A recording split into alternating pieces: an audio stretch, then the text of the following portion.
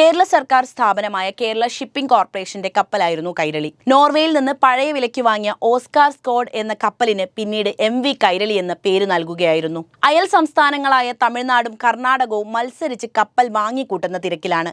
യാതൊരു മുൻ പരിചയവുമില്ലാത്ത ഈ മേഖലയിൽ ഒരു സിവിൽ സർവീസ് ഉദ്യോഗസ്ഥനെ നിയമിച്ച് ഷിപ്പിംഗ് കോർപ്പറേഷൻ രൂപീകരിച്ചതോടെയാണ് പുതിയ കപ്പൽ കേരള തീരത്തിലേക്ക് എത്തുന്നത്. കേരളത്തിന്റെ ടൈറ്റാനിക് എന്ന് ചരിത്രം വിളിച്ച MV കൈരളി കടലാഴങ്ങളിൽ എവിടെയോ നമുക്ക് നഷ്ടപ്പെട്ട ആ കപ്പലിന്റെ കഥയാണ് ഇന്ന് പറയുന്നത്. 1979 ജൂൺ 30 മർമഗോവ തുറമുഖത്തു നിന്നും യൂറോപ്പിലെ റോസ്റ്റക്കിലേക്ക് യാത്ര തിരിച്ച കൈരളി കപ്പൽ പിന്നെ തിരിച്ചു വന്നതേയില്ല. തുറമുഖത്തു നിന്നും പുറപ്പെട്ട് 4 ദിവസങ്ങൾക്കു ശേഷം കപ്പലിന്റെ യാതൊരു വിവരവും ലഭിച്ചില്ല. കപ്പലിലുണ്ടായിരുന്ന ക്യാപ്റ്റൻ മറിയദാസ് ജോസഫ് അടക്കം 51 ജീവനക്കാരെയാണ് കാണാതായത്. ഇന്നും ദുരൂഹമായി തുടരുന്ന കേരളത്തിന്റെ MV കൈരളിയുടെ തിരോധാനത്തിന് പിന്നിൽ ആരായിരിക്കും? ഇന്നും ചുരുളഴിയാത്ത ഈ രഹസ്യം കണ്ടെത്തണമെന്ന് നിങ്ങൾ ആഗ്രഹിക്കുന്നുണ്ടോ? ഈ വിഷയത്തിലെ നിങ്ങളുടെ അഭിപ്രായം എന്തായാലും കമന്റ് ബോക്സിൽ എഴുതുമല്ലോ. കൈരളി കപ്പലിനെ കുറിച്ച് പറയുന്നതിന് മുമ്പ് 3 ചോദ്യങ്ങൾക്കാണ് ഉത്തരം ലഭിക്കേണ്ടത്. എന്തിനാണ് റഡാർ തകരാറുകൾ ഉണ്ടായിട്ടും കൈരളിയോട് എത്രയും പെട്ടെന്ന് യാത്ര തിരിക്കാൻ കോർപ്പറേഷൻ ഉത്തരവിട്ടത്? 2. കപ്പലുകളുമായി ബന്ധം നഷ്ടപ്പെട്ട് 15 ദിവസത്തിന് ശേഷം മാത്രമാണ് അന്വേഷണം നടന്നത്. എന്തുകൊണ്ടായിരിക്കും അത്? കപ്പലിന് എന്ത് സംഭവിച്ചു എന്നറിയുന്നതിന് മുൻപ് ഇൻഷുറൻസ് തുകയായ 6 കോടി നേടിയെടുക്കാൻ കോർപ്പറേഷൻ ഇത്ര വ്യഗ്രത കാണിച്ചത് എന്തുകൊണ്ടായിരിക്കും?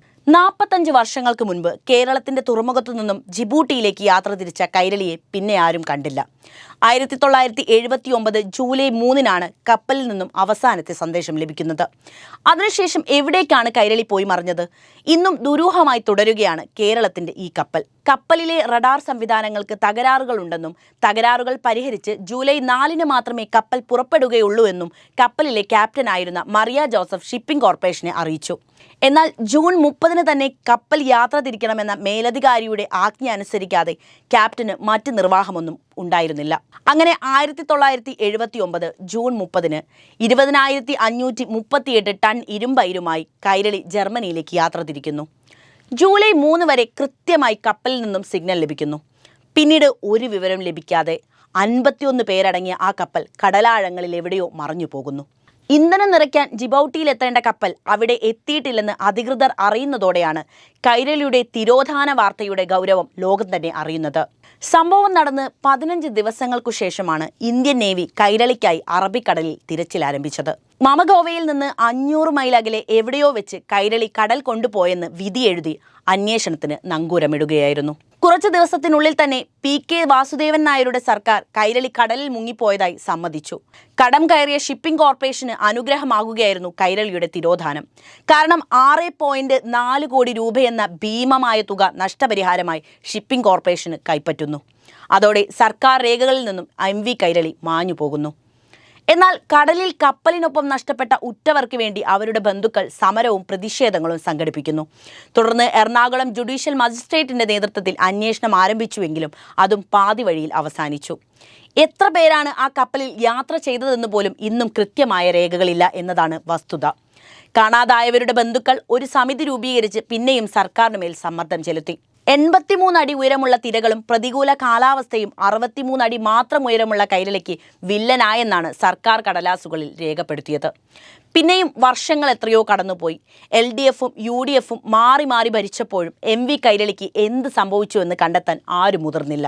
അതേസമയം മറ്റൊരു വാദം കൂടി ഉയർന്നിരുന്നു.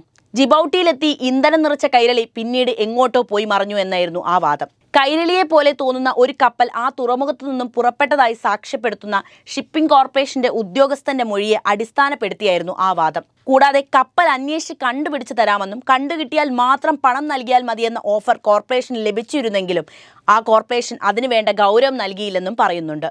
ജിബൌട്ടിയിലേക്കുള്ള വഴി കപ്പലിന്റെ രൂപവും നിറവും മാറ്റി കപ്പലിനെ പുതിയ രൂപത്തിലേക്ക് മാറ്റാൻ പോലും സാധിക്കുന്ന ഐലൻഡുകൾ ചുറ്റുമുണ്ടെന്നും ചിലർ പറയുന്നുണ്ട്. അതേസമയം എഞ്ചിൻ പൂർണ്ണമായും നിലച്ച കപ്പൽ 2 മുറിഞ്ഞ് ആഴക്കടലിലേക്ക് പതിച്ചെന്നാണ് സർക്കാരിന്റെ വാദം. വർഷം 45 തികയുന്നു.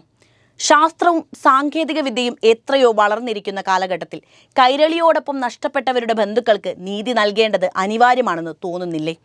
കേരള സർക്കാരിന് അങ്ങനെ ഒരു ഉദ്യമത്തിന് തുടക്കമിടാൻ കഴിയാത്തത് എന്തായിരിക്കും?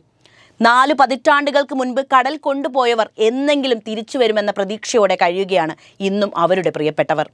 അവരുടെ കണ്ണീരിന് മറുപടി പറയാൻ എന്നെങ്കിലും കൈരളിയെ വീണ്ടെടുക്കേണ്ടത് വർത്തമാനകാലത്തിന്റെ ആവശ്യകതയാണ്.